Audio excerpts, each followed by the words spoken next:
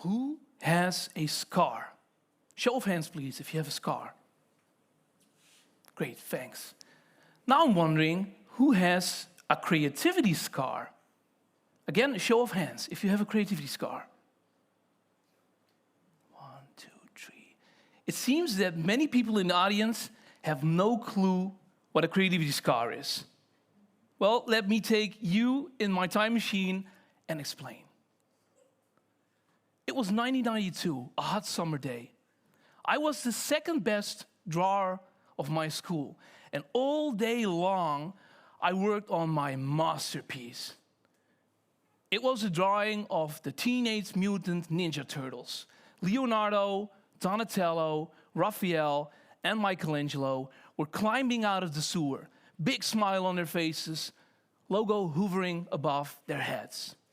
At the end of the day, I ran outside to my mom and said, "Look what I made, Mom." And she said, "You spelled turtles wrong. It's with 2 T's. And that, ladies and gentlemen, was my very first creativity scar. Since then, I have forgiven my mom. We're on good terms now. Everything's okay. I love you, Mom. But I have not forgiven the teacher who a few years later gave me a bad grade on the first story I wrote. And according to Brené Brown, around 40% of all the people have a creativity scar, a memory of something that they were proudly creative. A moment that you were proudly creative and then somebody gave you some harsh, critical feedback. And then at that moment you decided, maybe I am not creative. I am one of those people. I am Friso Visser. This is me. You recognize me, right? Drawn by my daughter, Ea. I am a facilitator of brainstorms and innovation programs. But I'm also a wizard. I'm a wizard who wants to solve 10,000 problems. I'm sure you've seen the news, right? A lot of things are happening on planet Earth right now. It looks like we're drowning and we're on fire at the same time. And I wonder, how can I solve all those problems? Or at least 10,000 problems in 10 years. That's my goal. I have to. Not just for me or for you, but for my daughters and my baby boy. I need to step up. This is the moment. But pretty soon I found out that 10,000 problems in 10 years is pretty undoable for just one guy. So we need to do it together. And to do this together, we need a solution revolution. You might be wondering, what is a solution revolution? Well, don't worry, I will explain. But I need you to embrace 3 things. First, your own creativity scar. Acknowledge it if you have one. Right? The second thing is creative diversity. That's really important, and we'll dive into that as well. And the third thing is the complexity of problems and solutions. Things are never as easy as we want them to be. In the privilege I had of guiding hundreds, maybe even thousands of brainstorms, I noticed that there are 5 specific archetypes I keep coming across. Let me run you through them real quick. We have the captain, the leader, who likes to steer the ship. I have strategy, I have power, I have control. Then you have the medic. The medic is really a people person. You know, they always want to cuddle you, they want to know how are you doing, they want to have fun. Really good for the atmosphere. Then we have the judges, critical thinkers, like my mom when she gave me commentary on my turtles drawing. Still love you, Mom.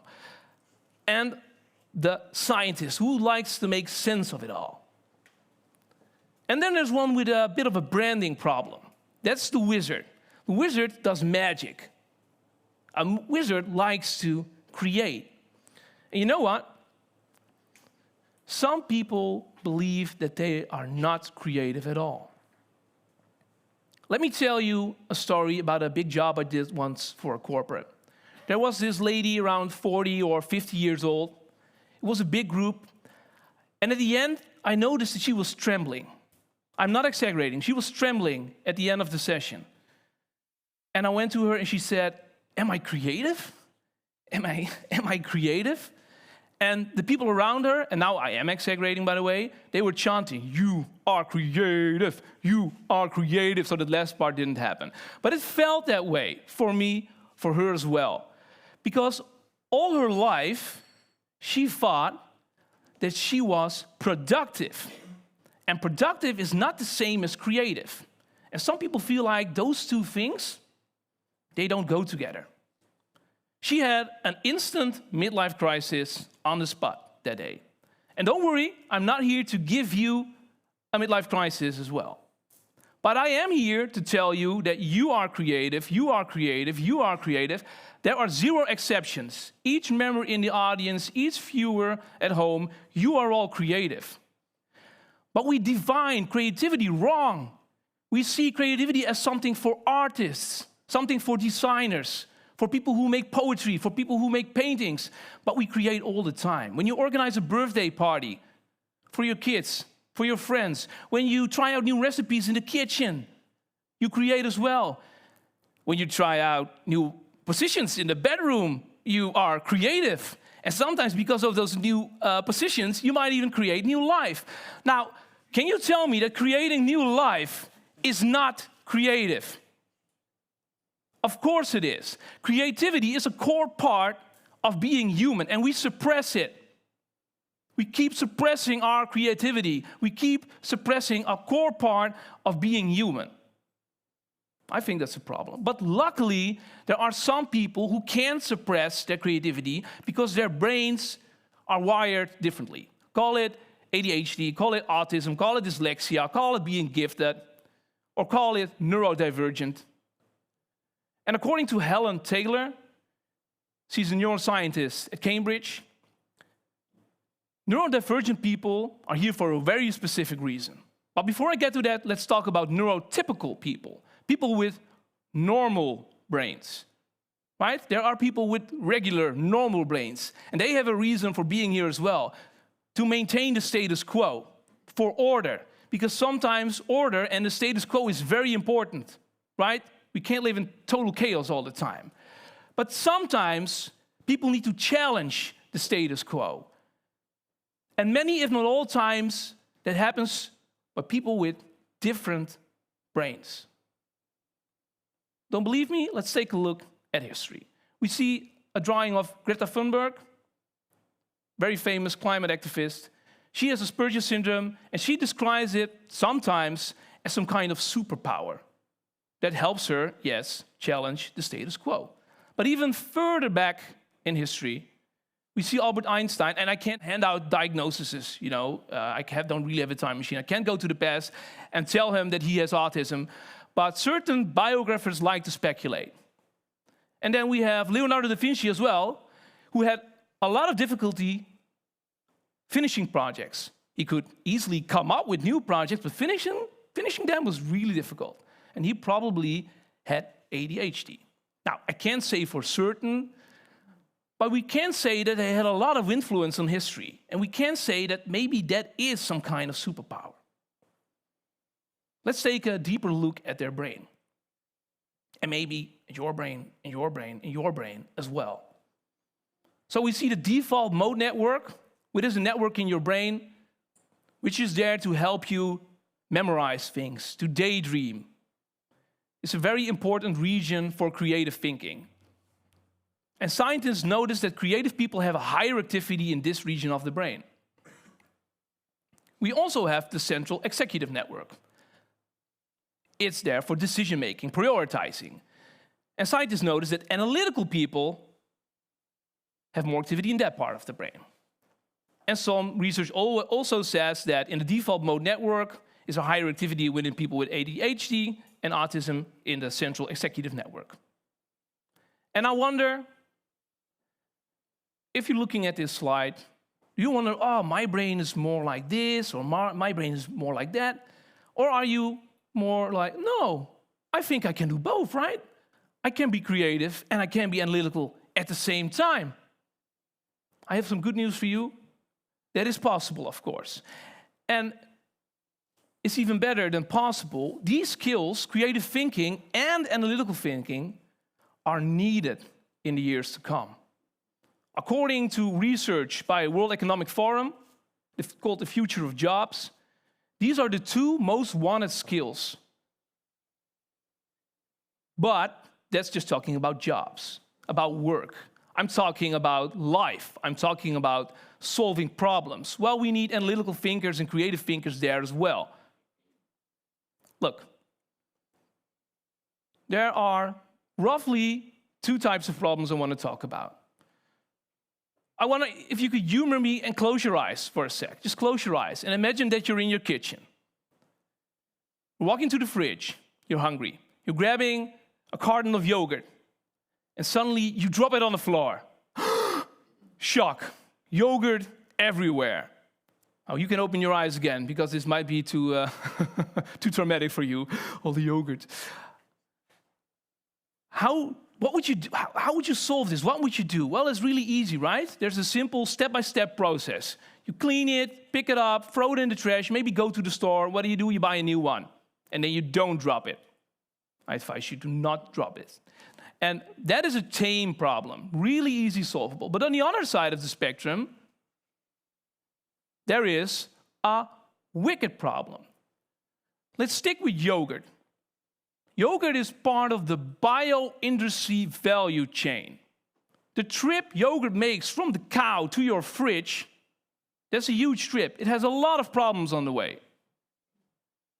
But even bigger, bioindustry has a lot of influence on climate change. And there's a lot of discussion and polarization in society, vegans versus non-vegans, around this topic. Those are wicked problems. We can't just solve them easily by a step-by-step structure. These are complex. These are like a web of 1 trillion factors all influencing each other. Right? You understand that it's complex. And according to research by Professor Angela Greco from TU Delft, there are 2 types of behaviors when people are confronted with wicked problems. One is this. Freeze. People freeze. The second is we simplify. We simplify things like, it's not that difficult if we just do this, we do that, and it's solved, da-da-da-da. We are used to simplifying everything in our life. We don't like complex things. We have not been trained to do complex things, to like complex things. We are trained to be consumers. We consume stuff, and then we're happy. And I get it. I'm part of that as well. But I think that productivity and speed and order and rigidity can only get us so far. If you look at this model, which my daughter turned into a hill with flowers, you see that on one side we have rigidity, we have order. That is where our society is at. Order, structure. We like order and we like structure. But if we keep things the way they are, things will never change, right? If we don't challenge the status quo, it will stay the same. So on the other side, we have chaos. And to me, total chaos and total anarchy sound really appealing, like, oh, let's go, total chaos. But I can imagine that's not for everyone, and of course, anarchy also has its problems. Luckily, there is a sweet spot in the middle. There is a sweet spot for a healthy revolution. There is a sweet spot for a solution revolution. It's right in the middle. We call it the edge of chaos. It's a really awkward place to be. On one hand, it feels really safe, and on one hand, it feels really exciting. But whenever I design an innovation process, I always go for the middle part. I always go for the golden mean, right there in the middle. And I also think that we in life should be there as well. So let me try to summarize. We have the creativity scars, acknowledge them, and preferably prevent them by making your kids make all the slides for you in your presentation so they feel really creative. Of course, you could also, you should also acknowledge the importance of creative diversity. You are all different, but you are all creative. And if we all acknowledge that we are different and creative, then we can do great things together. And then there's the complexity of problems. Do I expect everybody to understand each and every problem? No, of course not. But I would love it as we as a people would understand the fact that it's complex, that we can't simplify everything. And then, surprise, there is a fourth thing. I have one final question for you as an audience. One final step, maybe, or maybe it's a first step. You know, the question is, do you want to be a solutionist? When you wake up, do you know what you want to solve? Do you feel what you want to solve? Or are you worried that all the problems in the world are too big for you to handle? I can't save the world on my own, never mind. I can relate to that feeling. I feel that a lot, unfortunately. But I do know that we can solve at least our part, our little corner of the world. And we can do it in small steps. Let me simplify, because we as people like simplifying. You know, you can make it as easy as when you go to the beach, get a bag, and take half an hour to throw all the litter on the beach in the bag. And if that's not big enough for you, go work as a volunteer for the local food bank. If that is not ambitious enough for you, then start up a social enterprise. But whatever you do, I would love it if it comes from the right place, not because you feel the need to be productive, but because you feel the urge to be creative. That you feel like, I want to create something. I want to solve something. If you can feel that here in your heart, in your whole body, then I know that you are a creator. Then you know that you are a problem solver. Then you know that you are a solutionist. And I welcome you to the revolution. Thank you very much.